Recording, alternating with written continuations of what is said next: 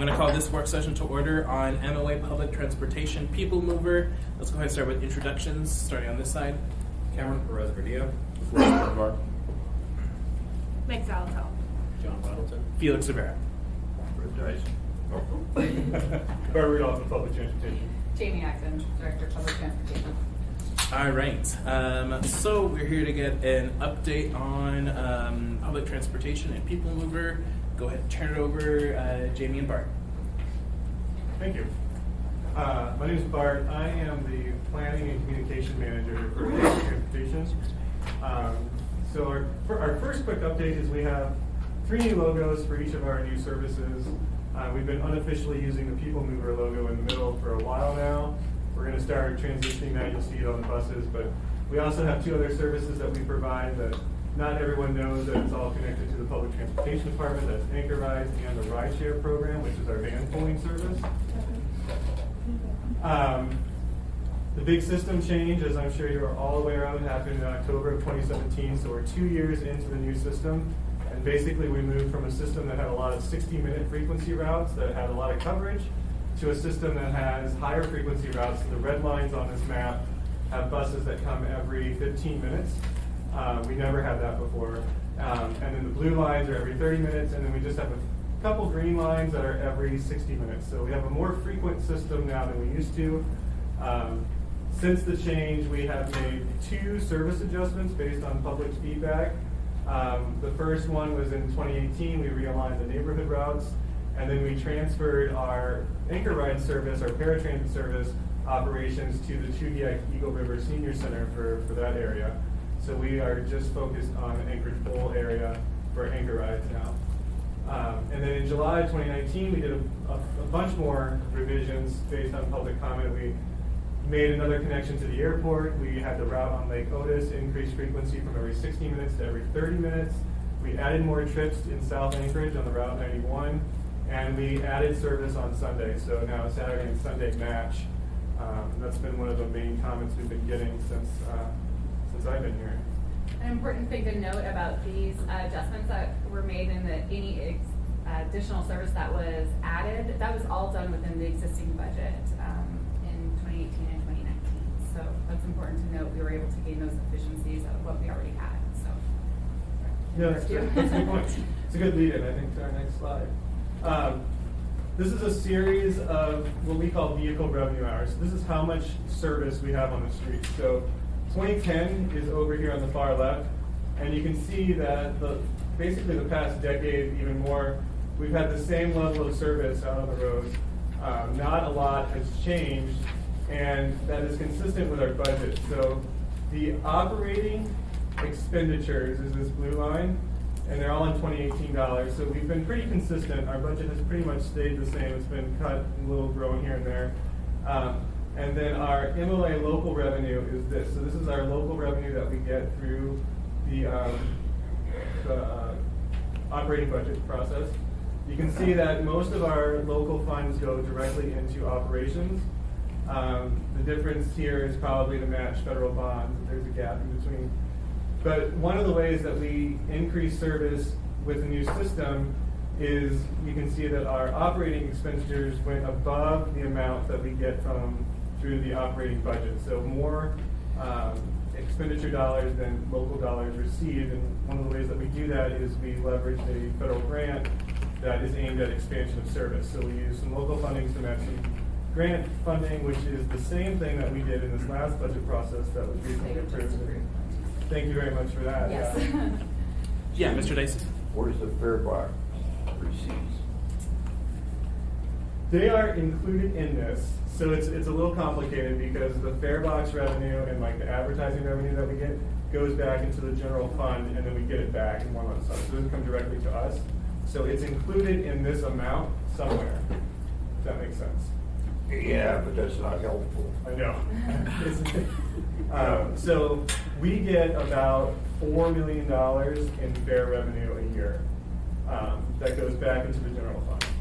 Yeah, so I'm sure you've run some analysis on price sensitivity. But if we jacked up the cost for fare, let the user pay, what's the downside in doing that? aside from people whining about really poor people not being able to afford it or being regressive. Yeah, so the last time we raised fare revenue, ridership decreased. So that's the first thing. We will lose some ridership before we start gaining it back again. And then it's just how many people can afford to continue to ride and increase price. We have like 8 peer cities that we look at ourselves about, and we are at the upper end of all of those cities for fare revenue right now. $2 a trip is at the upper end in some of our peer cities right now. But we did introduce a day pass, which is $5 unlimited ride, which helps. So, but there's trade-off too. If we jacked up the price and provided more service and so on and so forth, I mean, that's the trade-off in a somewhat zero-sum game. It is. It's such a small percentage of the money that we receive, the fares. Our system is so subsidized, just like roads and other things, that the fare revenue is really just a very small piece of the pie that funds Yeah, us. and so 4%, 11%, what? The threshold of like the pain point of raising it, Yeah, I think we're there. I think right now where we're at is kind of the pain point. no, not the pain point. What percentage of the cost to run the service is reimbursed through fare bonds? Oh, through the fare bonds? 3%? Oh, Yeah, it's very, very low. Less than 3%? Whew, Yeah. what a bargain we are. We are very good too. Yeah, thank you. One of the things that we're going to do, and I'll talk about this later, is do a fare analysis study that will look at our existing fare structure and see if we need to adjust it and what the implications would be as a result of that. Thanks. I want to note for the record that we've been joined by Ms. LaFrance and Mr. Peterson. Yes, Ms. Kennedy. Just a question about, this is something that Mr. Cancer has brought up a couple of times, and that's the idea that there's lots of people that just don't pay. And we just don't have a real good way of enforcing that. How true is that, and to what extent do we know that's true, and what kind of revenue are we talking about maybe missing? So I don't think that we necessarily have a good number of the exact amount of people that Mr. Cancer is saying are not boarding. What we do have to weigh is the time that it takes to have a fare dispute with a passenger that may be either dealing with some cognitive issues or some substance issues and things like that, and we see these people escalate, and then we end up running behind schedule. And so there's a lot of things that go into, are we going to engage in $1, in $2, in $5, depending on what it is? Can we get the person on the bus downtown to where there's security that we can deal with them? So what Mr. Cancer may see is what it looks like as somebody not paying, but it actually being dealt with on the back end to keep the system moving. So we may have operators that are like, okay, you're short 10 cents, you're short 50 cents, I'm gonna let you ride this time as a courtesy.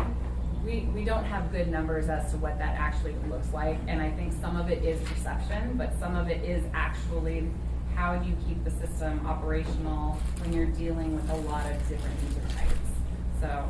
Okay, can I follow up on that? So then has there been a way to kind of identify people who habitually, Absolutely. Okay, they know how to game the system, and Yes. you know you're being played? We have regular offenders that, Okay. yeah, we deal with, and we have different mechanisms in dealing with them, whether it's banning them from the system for a week, or a month, 6 months. It just depends on the severity of the issue and the abuse that's happening. Okay, thank you. Yes.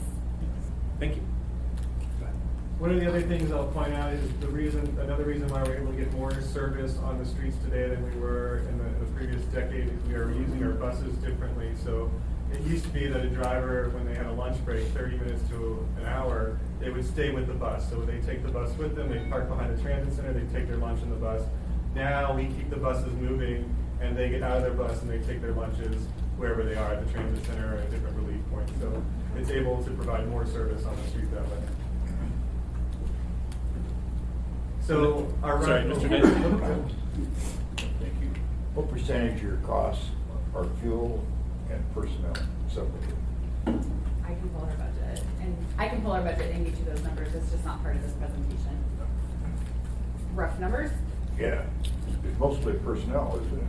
Labor is the largest expense that we have. And fuel is less Fuel's a than portion, yeah. 8%? Under 10.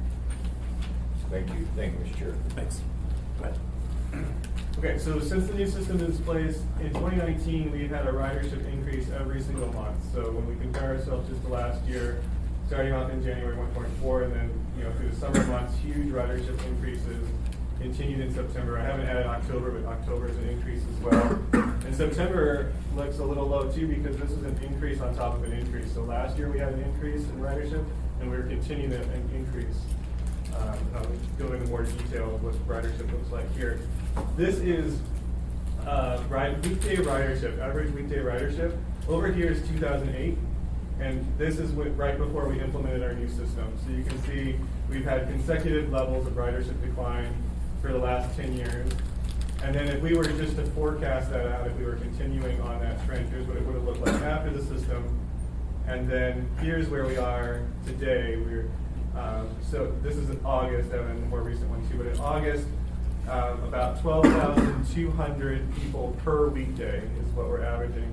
And if you compare that to right before the system change, we were averaging almost 11,000. 2016, 11,500. 2015, so we're in between 2015 and 2016 levels already on ridership for the weekday. Yeah, Mr. Whittleton. When did price of a gallon of gas? It was like $4 for a little while. When was that? 2008, 2010. Yeah. So there was a little rise there, 11 and 12. Yeah, so it's, yeah.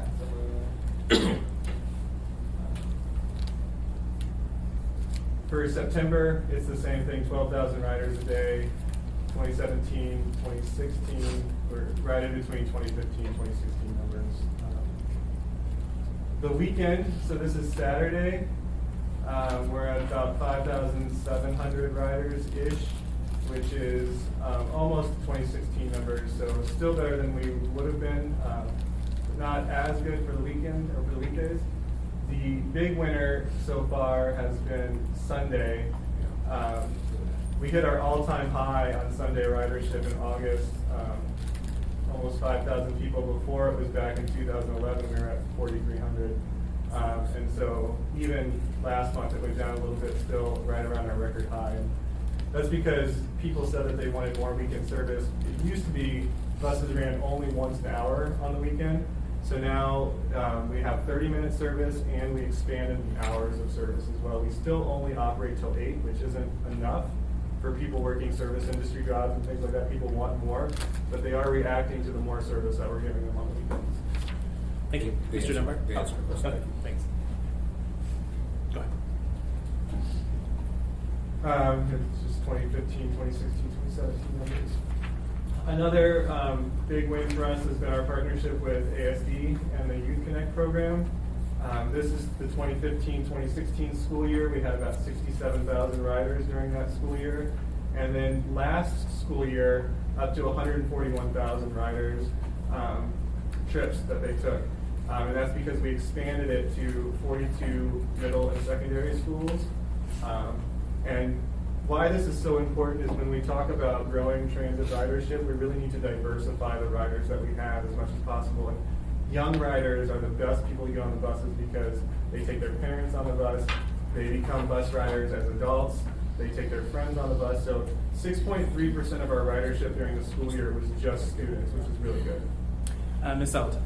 Thank you. I have a little bit of, I love that youth are on the bus, so don't take it that they're riding free is a bad thing. I think it's great. But we also have people with significant disabilities who we want riding the people mover versus anchor rides. Why aren't we offering some kind, I know there's the half ride or the half fare, but those folks are on extremely limited income. Almost you could argue as much as students. Like it feels like a parity issue for me. So this is a contracted program that the school district pays for, so it's not technically rating free for ASD students. But one of the things that we have been looking at is there the availability to, outside of a contract mechanism, provide youth ride free, seniors ride free, anybody that possibly could be eligible for half fare, veterans, and then people with disabilities. What's our availability to offer that to anybody that would be eligible for that? What's the revenue? Right now, it's really hard for us to tease out those numbers because when they go into the fare box, they are all tied together as one number. And so when we started to try to look at what's the revenue impact to that, we don't have the technology quite yet that allows us to dive into that. So the numbers that we would be providing with you are going to be very, very, very rough. But we'd like to start looking at the availability to do that. Do you know what the cost of the administration of the half fare program is, just from an admin side? Well, I have one range 9 that is probably 80% of her duties. And so, yeah, so she's taking an application, she's answering questions, she's processing them. If there's denials or appeals, she's dealing with those as well. So it's intensive, for sure. It's a program that when people find out that is available, because we don't necessarily offer any other discounts, whether they're eligible or not, they try to get involved with it. So Thanks. Thank you. Ms. Kennedy? Thank you, Mr. Chair. In regard to the 42 middle and secondary schools, I know one of the challenges for some of our alternative schools and our charter schools is transportation. So are you hitting some of these locations? All of them. They're all actually the alternative schools and the charter schools? all of them, yes. And actually, I just got an email from ASD, and they would like to add one more, and evidently it's their students' only form of transportation to get to schools. I guess they're in a bit of a transition state with their living situations, and it was a school I hadn't heard of before, so I'm really I wonder if excited. it's the new one that's the joint one with one of the villages? Is It might be, yeah. I can't and so remember the it's really name of it, exciting to be able but to that's have a that. whole new arrangement, but Oh, yeah. the thank one you. down in by, I was not familiar with it, so. they go from there to King Tech High School. Yeah, so it's really great to be able to offer that. Cool. Yeah, Mr. Peterson? Thank you, Mr. Chairman. So, since we have been allowing students to ride for free to try to promote our bus system, are we planning to do a survey to see how many of the riders, adult riders, have originally started riding when they were students and have kept riding? Is there any way to track that? So we have not tracked that before, and I think that would be something that would be really interesting. I was talking with Shayna the other day about they are going to survey as the students as part of the CAP, and one of the chapters in the CAP is transportation, and so we were thinking that we would be able to do some surveying with the youth through that effort about ASC Youth Connect.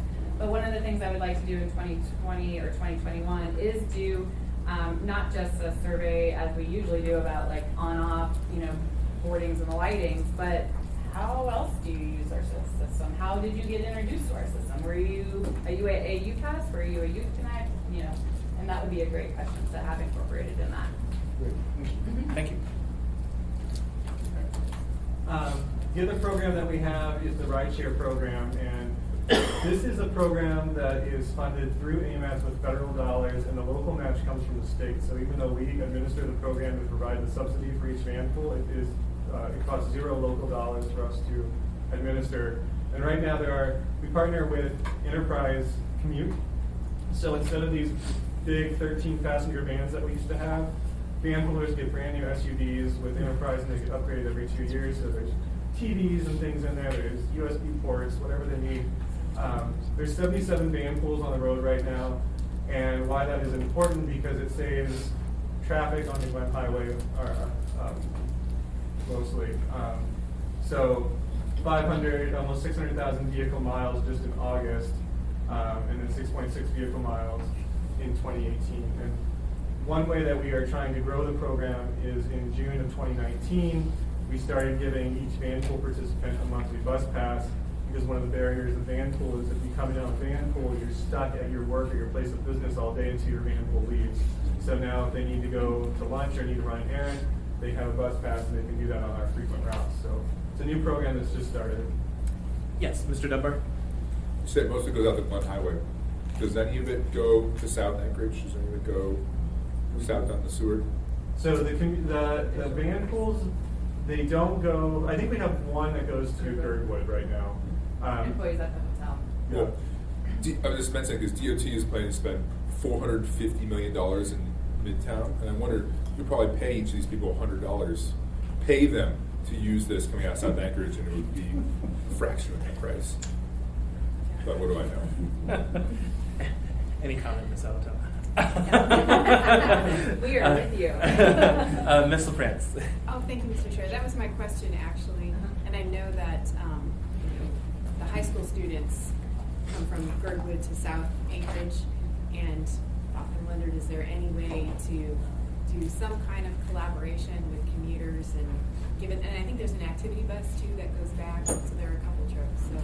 We've pitched that to Commute with Enterprise, and they're interested in it. It's kind of funny. They don't have a model to follow, and so they're just like, "What are you asking us to do?" And it's like, well, if you have people that are willing to drive, and it's just students accessing education, how is that much different than accessing employment? You need a driver, and you get parents involved and waivers and all of that and such, but they haven't quite bit yet. I think they need to see what it could really look like through a pilot or something. Thanks, Mr. Dyson. Some cities have combined school and city buses, at least in the past. Is there anything going on with that? Is that a trend? Are there any models out there? So last year when I was in Phoenix, Phoenix has given up some of their student transportation as long as there was access to the fixed route. And students had the availability to use the fixed route to access the school. They still have some student transportation to schools that don't I have don't need it. a lot of details. But yeah, it's happening. Is it working? Okay, thank you. Hypothetically. Yeah, all right. Thanks. Ms. Out. Thank you. I would love to see this discussed with the Office of Children's Services for foster youth, because there's such a stigma of going to and from school in a cab. And there's a phobia of cabs, because cabs are how you get taken from a place to another place. So if this was something a little bit different, way more stylish to roll up in an SUV than an old clunky cab. But of course it would require background checks of the drivers. So I'm just tossing that out there as an idea. We have been working with one of the state offices on something very similar to that, and so they're trying to explore Fantastic. whether that's, and I can give you some more details on that. Thank you. Okay, and just real quick on anchor rides, last year about 130,000 trips, and the majority of trips are for medical and work, which is what you would probably assume, just to throw them in there as well. So the big push that we have right now is our short-range transit plan called Transit on the Move, and this is how we're going to prioritize how we grow in the future. When we implemented the new transit system, we implemented everything that we heard all at once, and then we essentially had no plans after that because everything was implemented. So this is our attempt to prioritize some of the future investments as funding becomes available. And it's for all three of our services, People Mover, Anchor Rides, and Rideshare. We started in 2018, and then we released a system report card at the end of 2018 that basically showed how the new system performed during its first year with a bunch of statistics. It told you how much it cost per passenger. One thing that we learned right before we changed the system is people didn't know that the route that they were riding was a low performing route and was actually on the chopping block essentially. And so we're trying to be more transparent and letting people know how each route is performing. Where are the riders? What time of day? How much is that actually costing the municipality? Then we had a public event series in February where we talked about accessibility, convenience, and reliability topics. We had another public series in May and June of this year. And we are right now to the point where we have prioritized projects and we're getting ready to release the draft plan to the public for 45 days. So that's going to happen in December, January-ish. Which is great timing with everything that's happening right now. But just a quick recap on what we've heard, and I'm sure it's probably the same thing that you guys have been hearing as well. The first public event series, we got about 540 comments, and all we did is we took out these boards and we had accessibility, convenience, reliability, and other, and we let people just write on a Post-it note, you know, what is working and what is not working for you on the system. And we got a lot of comments, and then we as staff helped them put them on the right board. So although that's an accessible comment, you know, we heard everything from keep it the way it is. We love the 15-minute routes, don't change anything, to put back the old system. So a lot of comments, and then overwhelmingly access to Old Seward and Lusac Library, which you guys are all familiar with. So under the accessibility, we got 185 comments that wanted us to increase coverage. That's essentially add a new route. We had comments about increasing or decreasing the fares. Under convenience, people had ideas on how to realign the existing route structure. They want more hours. They wanted to either increase or decrease the frequency. They even got into bus stop spacing. They're like, bus stops are too close together. It slows down my route. Things like that. So, I mean, our riders are very perceptive on what impacts the system. Reliability, we had 52 comments on safety and maintenance. This is mainly just about adding some kind of security on transit. And then in the other category, 25 general comments that range anywhere from new technology to heated bus stops to random things. And then we had 16 comments about anchor rides and one lonely comment for rideshare throughout the whole process. Rideshare commuters are pretty happy with their service and they pretty much stick to their van pool. Like, as long as their van pool stays together, they're fine. So one thing that we do is we summarize all these into infographics so that they're easily digestible by the public. If they want more information, they can go to the website. And we hand these out at all of our events, and they can see how other people are talking about the system. And then we have even like spreadsheets that break down every single comment that we receive. You can read every single comment.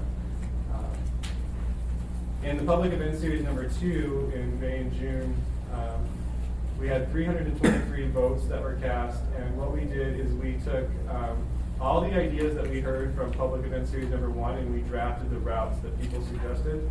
And all the routes that we presented were from the public. It was nothing that the staff created. And we hand drew all the routes on the maps, because people always think that when we have a public meeting, it's already been decided. You know, why does my comment matter? So we put together little scenarios on how each of these could work together, and then we asked people to vote for their favorite route, regardless of what scenario it was on. And we had simple things just like realignments, where like this is just one little, it goes into the neighborhood at Jewel Lake, the rest of the route is the same. There's a route in Mountain View that people wanted to combine to go all the way down to A&MC, so just minor realignments there. And then we had brand new routes, which is the old Stewart Highway route idea. And then we had routes that went to South Anchorage through Independence Park, up Elmore. Anything and everything that we heard, we put out there. We even put out this idea of microtransit, which is kind of like an Uber or Lyft, but with a 22-foot bus. People get on an app that picks them up anywhere within the zone. It'll drop them off at the door anywhere within the zone. If they want to go elsewhere, it drops them off at the closest frequent bus network, and they just continue their trip. The idea is that we would coordinate our fare payment system, so it's one pass. If they have a monthly bus pass, it's free. It's a good way to provide service in low-density areas at less cost than fixed routes. So it's kind of a neat idea. The one negative feedback we did hear about it is if somebody's taking it to work every day, they don't want to have to get on an app, and one day it's going to be a 5-minute wait, the next day it's going to be a 10-minute wait. So they were a little unhappy with the inconsistencies there. So we need to work that out a little bit more and probably communicate this a little better. They also really felt like the permanence of having a fixed route come in front of their house every single day meant something, rather than this weird technology thing that we were trying to throw at them. And it's a new idea. Yeah. The unknown. I have one question for you, Mr. Dunbar. I'm not sure if it's appropriate this time or later in the presentation, but we're going to talk about what exact route the new route's going to take. Yeah. Okay. Yeah. I think that's what's next. Oh wait, I should read ahead. Eagle River, we presented a few ideas for Eagle River, and we actually stood outside of the bus stop at Eagle River. Everyone that rode the bus in Eagle River came directly into our public meeting and gave us comments. And It was like, welcome. Yeah. We are good. Some gestures. Yeah. And they only wanted us to make a small adjustment to their existing route. They basically said, stop messing with our route. What we have now is fine. It's working for the few of us that are still riding. Don't do anything more. So they wanted to get off on the exit before Artillery because there's a parking ride lot there, but keep the rest of the route the same. We did propose a route that went all the way to Mat-Su Valley that kind of combined Valley Transit and People Mover. They didn't like that because if there was an accident north of Eagle River, it's going to impact their time getting into Anchorage. And so if we did something like that, we really need to partner with DOT or somebody and make a high-efficiency vehicle lane or a bus on shoulder policy.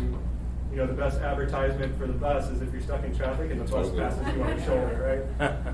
Which would be amazing. We should do that on the Stewart Highway too. Yeah. So I mean, We also had ideas that were not routes. So we asked them, in 2016, our budget was cut and we no longer provide service on any holidays. That includes like MLK Day and the day after Thanksgiving when most people are still working.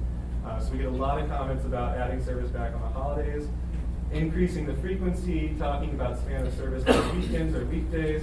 We had an idea of some sort of transit security. Would you rather have that instead of a new route? And then anchor rides, we hear a lot about same-day scheduling. Right now, you have to call at least a day in advance to plan your trip. It'd be nice if they could do it the day of. So they could vote on those, or they could write in their own, or they could draw their own route on a map. So we got lots of votes. This is 2 of our voting boards. People got 3 votes. They could put all their votes on one project, or they could divide them up amongst 3 different projects. And then how it shook out essentially was 50% were for new routes, and the other 50% were just improvements to our existing service. Out of all of the routes that wanted a new route, 38% of them wanted a direct line to the LUSAC library. Our top projects. Excuse me, Yep. if I may, Mr. Chair. That's astonishing to me, the LUSAC thing. It shows what a community center it is for, and yeah. I am also surprised that UMITs, college students and people going to our medical services didn't show up hardly. Any thoughts about that?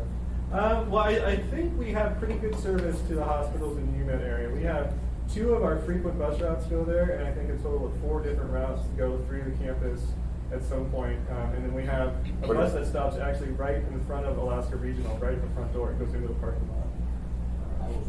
So The underlying question, how important is that to our constituents, bus riders? We didn't hear a lot about it, but That's right, because it's commuter traffic. Right? Well, maybe, yeah. But we also don't hear a lot about things that people like or that are working well. We hear about a lot about what's missing. Yeah. I'm shocked. Yeah. Yeah. So if we didn't have service there, I'm sure that'd be like one of the #1 things we heard. And one of the things that I think we may hear as UAA is starting to decide how they are shoring up their shortfalls is what happens if their shuttle goes away. If their campus shuttle goes away, because that's a large cost for them, will we start to hear more about access to UMed from the students? I'm not sure. Thank you. Mr. Chairman. Oh, yeah, Mr. Peters. Thank you. What's Route 92? Oh, Route 92 is the route to Eagle Eagle River. River. Eagle River, okay. Yeah, so we added that one in there just because it didn't fall within either one of these. They just said keep it the same, 1.6% of those. Good thing.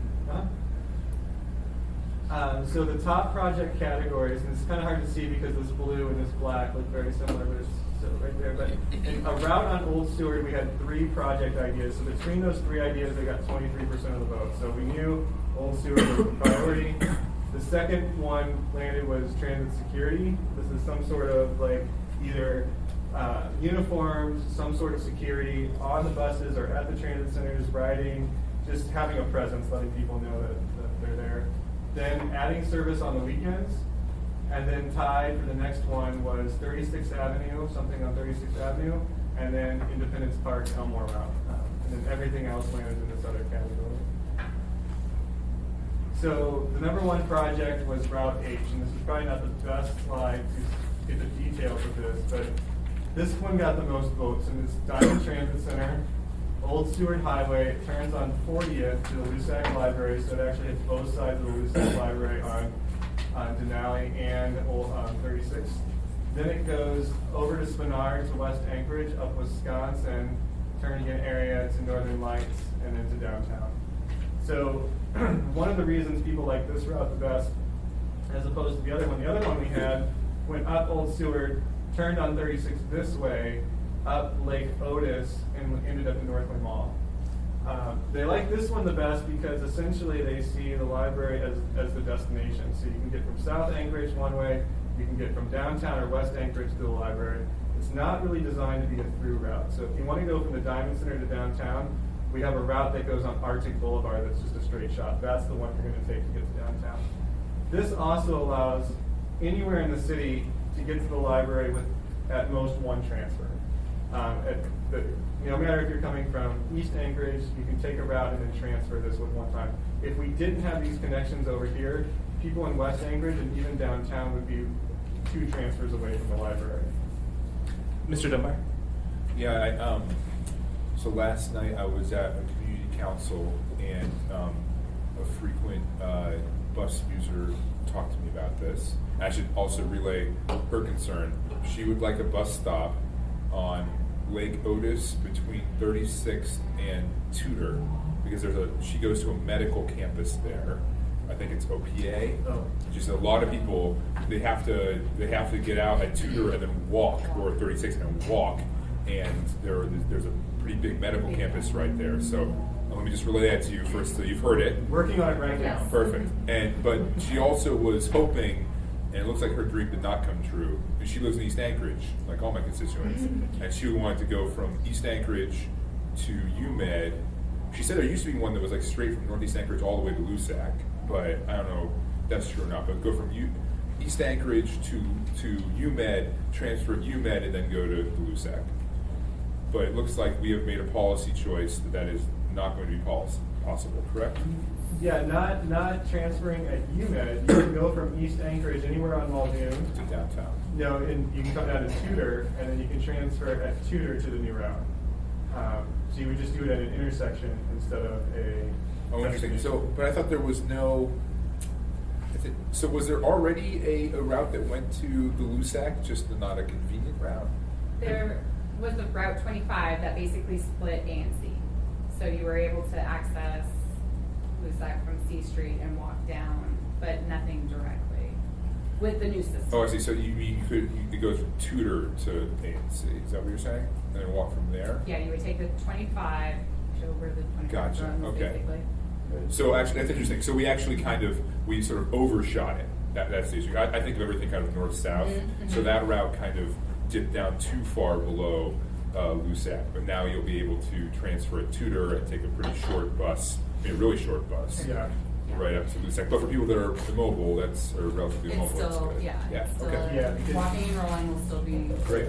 And one of the things to note, so this was the route that was proposed as part of the budget, but the Yeah. final alignment has not been decided.